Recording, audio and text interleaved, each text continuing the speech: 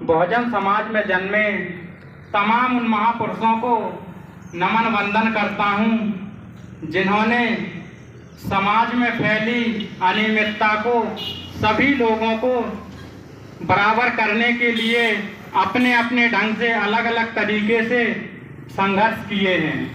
उन सभी महापुरुषों को मैं नमन करता हूँ और इस संगोष्ठी में दूर दराज से आए हुए तमाम पार्टी के शुभचिंतक पदाधिकारीगण माताएं बहनें जो भी उपस्थित हैं उन सभी को पूरी कार्यकारिणी की ओर से बहुत बहुत धन्यवाद।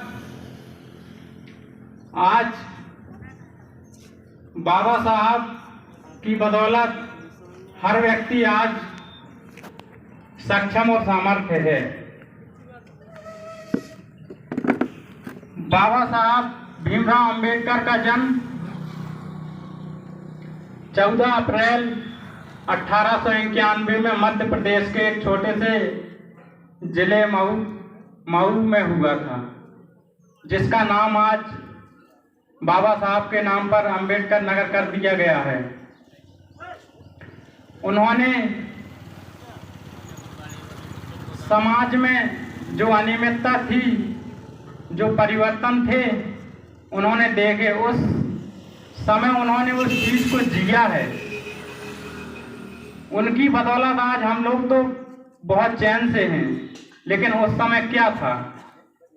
कभी कभी सोचते हैं तो रूह कांप जाती है कि बताइए कितना अन्याय और अत्याचार था उस समय पे, कि किसी भी एक व्यक्ति को अगर कोई भी कार्य करना चाहता तो वो नहीं कर सकता था,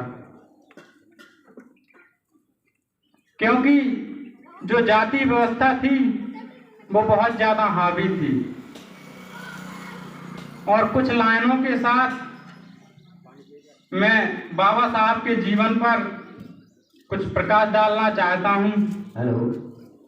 तेरी अमर गाथा का गुणगान करता हूँ, तेरी अमर गाथा का गुणगान करता हूँ, हे मानवता के पुजारी तुझे प्रणाम करता हूँ। तेरे कर्मों से रोशन हुआ है भारत का आंगन, तेरे कर्मों से रोशन हुआ है भारत का आंगन, तेरी हस्ती तेरे वजूद को सलाम करता हूँ।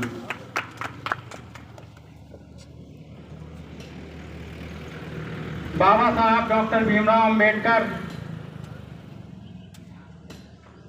विश्व के सबसे बड़े लोकतंत्रात्मक गणराज्य के एक महानायक हैं, जिनकी ख्याति देश में ही नहीं बल्कि पूरे विश्व में फैली है। बाबा साहब जैसी हस्ती का जन्म लेना कभी कभार होता है, जिन्होंने पूरे देश को एक संविधान रूपी धागे में पिरो करके सभी को समान कर दिया। लेकिन जो समानता हमें संवैधानिक रूप से मिली है वो अभी पूर्णता नहीं मिली,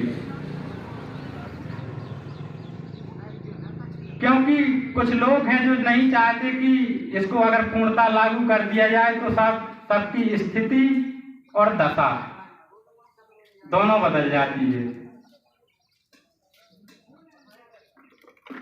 और मैं नमन करता हूँ बाबा साहब डॉक्टर भीमराव अंबेडकर जी के माता पिता को, जिन्होंने वो लाल जना जिसने पूरे देश को बदल कर रख दिया।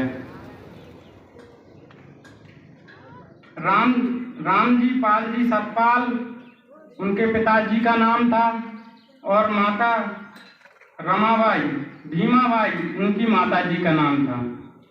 उन्होंने स्नातक की परीक्षा 1912 में एलेक्जेंडर कॉलेज कोलंबिया से, 1915 में कोलंबिया विश्वविद्यालय से अर्थशास्त्र में एमए किया, 1917 में PhD national development for India and analytical study में उन्होंने पीएचडी की थी 32 डिग्रियों के। वैसे आजकल अगर देखा जाए तो विश्व में उनके इतना जानकार व्यक्ति कोई नहीं है, ना है ना था, ये यथार्थ सत्य है। जिस व्यक्ति ने 32 डिग्रियां प्राप्त की हो शिक्षा से, यहाँ तो हाई स्कूल से लेकर के बीएससी, एमएससी, बीएड तक पूरी जिंदगी खत्म हो जाती है। लेकिन बाबा साहब डॉक्टर भीमराव अंबेडकर एक ऐसी शख्सियत थे जिन्होंने 32 डिग्रियां हासिल की और 9 भाषाओं का ज्ञान अर्जित किया। अब बताइए वो व्यक्ति कोई मामूली तो हो नहीं सकता। हाँ, वो बात और है कि सामाजिक भेदभाव के कारण उन्हें जितनी यातनाएं मिली, आज के दौर में अगर किसी व्यक्ति को उतनी यातनाएं दे दी जाएं तो वो एक दिन से दूसरे दिन जीवित नहीं रहेगा।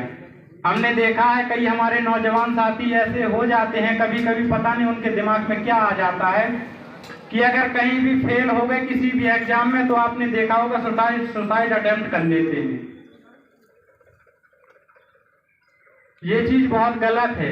अरे उन्हें बाबा साहब से प्रेरणा लेनी चाहिए, उन्हें सीखना चाहिए कि हम एक परीक्षा में फेल हो गए, बाबा साहब ने तो 32 डिग्रियां प्राप्त की हैं और यातनाओं के बीच में रह करके।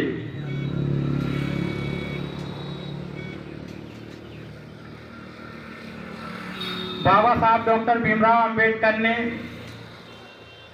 संविधान का निर्माण किया और संविधान बनाने में उन्हें 2 वर्ष 11 माह और 18 दिन का समय लगा था और उसमें जो रुपए लगा था वो लगा था लगभग 64 लाख रुपए। संविधान समिति का गठन हुआ, बाबा साहब प्रारूप समिति के अध्यक्ष बने और संविधान का निर्माण शुरू हुआ। और बहुजन समाज में जन्मे छत्रपति साहू जी महाराज, जिन्हें आरक्षण के हम लोग जनक कहते हैं, उन्हीं के द्वारा बाबा साहब ने, चलिए मुख्य अतिथि जी का आगमन हो गया है। हम आपसे निवेदन करते हैं कि मुख्य अतिथि जी का तालियां बजा करके स्वागत करें।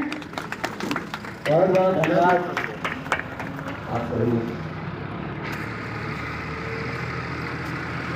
हमारे मध्य में